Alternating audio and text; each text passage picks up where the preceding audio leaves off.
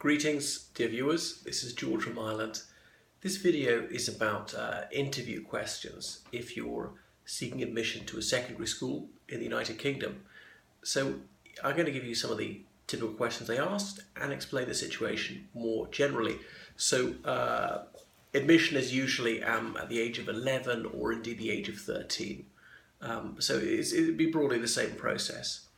So you probably would have taken a test beforehand, verbal reasoning, non-verbal reasoning, English, maths and science perhaps. So what are the interviews all about? Well, it should be logical and blatant. They just want to see what this pupil is like. Is he or she a well-brought-up person, reasonably intelligent, and going to be well-behaved? You've got to ask yourself, if you were a headmaster or headmistress, what would you want to see? You'd want to verify this person is polite, is reasonably smart, and that's it. So it should hold no terror. I was speaking to a headmistress about this, someone I know very well, and she said, I'm not trying to scare the children. So no head teacher is going to do that. If someone did, well then you don't want them to go to that school anyway. So the child will be interviewed by the head teacher, possibly the deputy head, could be the registrar. The registrar is a person responsible for registering pupils, as in bringing pupils into the school. So it'll be a senior teacher usually. Anyway, so that's that. They'll ask you some relevant questions. The parents might be present, usually not. So they want to see the pupil answering the questions, even the parents are there. If the question is put to the pupil, he or she should respond, not the parents. Right, in extremis, if the girl or boy is painfully shy, the parents might be obliged to step in and answer for them, but that's not good news if the parents have to. So they would like to see that the child is reasonably smart, doesn't have to be a genius, average, even below average, so long as they can articulate. Hard-working, self-assured, courteous, obedient, creative, multi-talented. Well, doesn't have to be everything. Not everyone's fantastic. Everybody's got a few weaknesses. That's acceptable. What would not be okay if they're atrociously behaved. So there'll be nothing bizarre, all right? And it starts even before the person's opened his or her mouth. How does this person walk into the room? Is the person dressed appropriately? Do you knock before entering? Do you sit down immediately, or do you wait to be invited to sit down? Things like that. Does the child make eye contact while speaking? Not the whole time. Here I am speaking to you, making eye contact as it were. Just occasionally I might do that or something like that. That would be all right. Also have to look at my notes. Does the person get the basics of manners right? Speak at a reasonable volume. The child might feel intimidated by the situation, but if they're already whispering like that, that'd be kind of difficult. So that they want to speak at a reasonable volume, not shouting either. Okay, and the head will be aware that this child might feel a little bit anxious. So reasonably confident, that's what they want. Someone who's very cocky and very forward would be a little bit off-putting. But these interviewers, they used to seeing a range of personalities. Some people more extrovert, some people more introvert. That's okay, so long as it's not really extreme. Anyway, are there decent answers to the questions? There should be no monosyllabic answers. Just yes or no. Yeah, even if it really is a yes or no, make it a full sentence. Yes, that's right. Or no, I don't think so. Something like that. And it certainly shouldn't be a non-verbal answer like and you'd be surprised how many people do this. Or indeed people from certain parts of the world, for saying no, they don't actually say the word no. Let me see. So the answer should be consistent, credible, not full of evasions, contradictions, and tally with what the parents say, what the previous school has said. They want to see that the girl or boy can speak proper English, the reasonable vocabulary, grammatically, decent pronunciation, reasonable speed, not a complete motor mouth, and not ridiculously slowly. But they'll be aware that some people have speech impediments, and they'll be forgiving of that. They're understanding. They're meant to help people have these difficulties. So if the child is not a native speaker of English, the school will be particularly attentive to the level of English, and the interviewer might speak slower and use a simpler vocabulary. So what else? So the child should be reasonably focused, not fidgeting hugely. They fidget a little bit, they'll understand that. Young children are energetic. So ideally, the child would know the name of the interview in advance, call her Mr. or Mrs. whoever.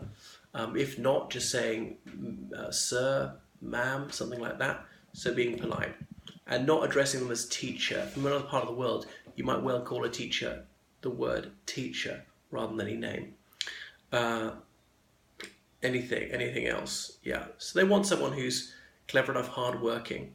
So some of the standard questions. Why do you want to come to this school? Now, the worst answer to that is, I don't want to come to this school. So have a couple of sensible reasons. Okay, what are your hobbies? What's your favourite subject? You can give more than one, but just give a sensible answer. Are there any subjects you find difficult? Could be 1 or 2. Don't list 10 of them. And, a child can admit they don't like everything as much. They're not outstanding at everything. If this child says that he or she is fabulous at every subject, this person's either a genius or a liar. And I know which one's more likely.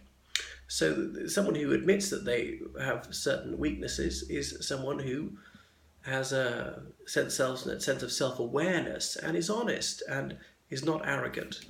So somebody's got something to say for themselves, a little bit positive, who will add to the life of the school, like some extracurricular activities. They don't want to lay about, nor they want a child who's all work and no play, who's got no pastimes whatsoever. The school will value honesty as well. They might ask about the family situation. Do you have any sisters or brothers? If you've travelled, there might be some small talk. Did you have a good flight? Where are you staying?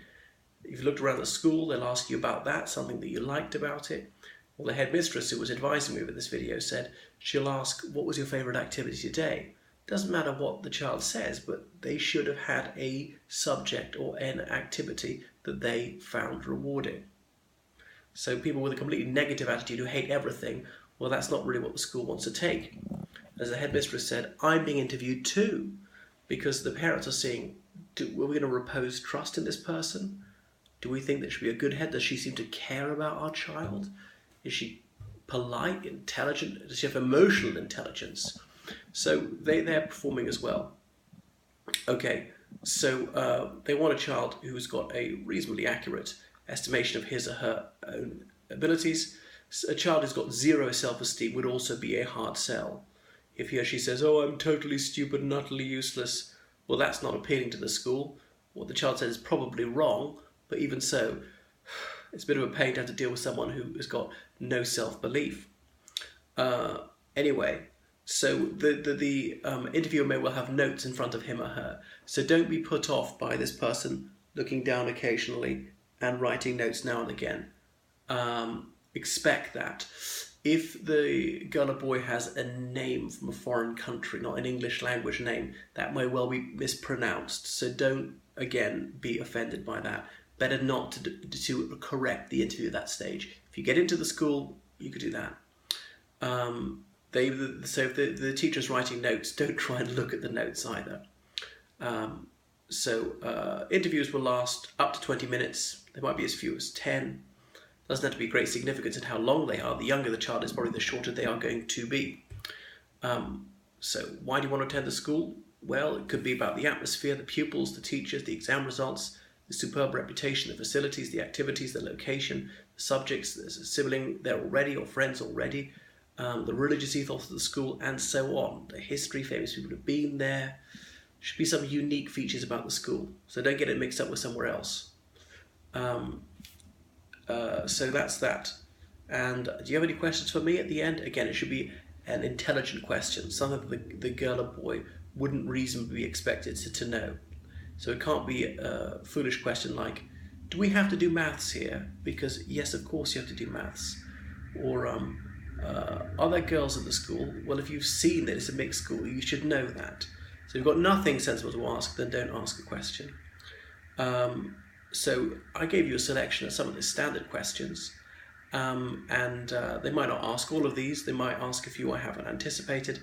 They might ask what you know about the school. So they probably won't ask very tricky philosophical questions. Ask about your sporting, musical achievements, drama, anything like that, extracurricular activities. They might even ask what job you like to do when you grow up. Doesn't really matter what it is, so long as it's a sensible answer. So long as it's not like criminal or something. They might ask you how your what other schools you're applying to, things like that.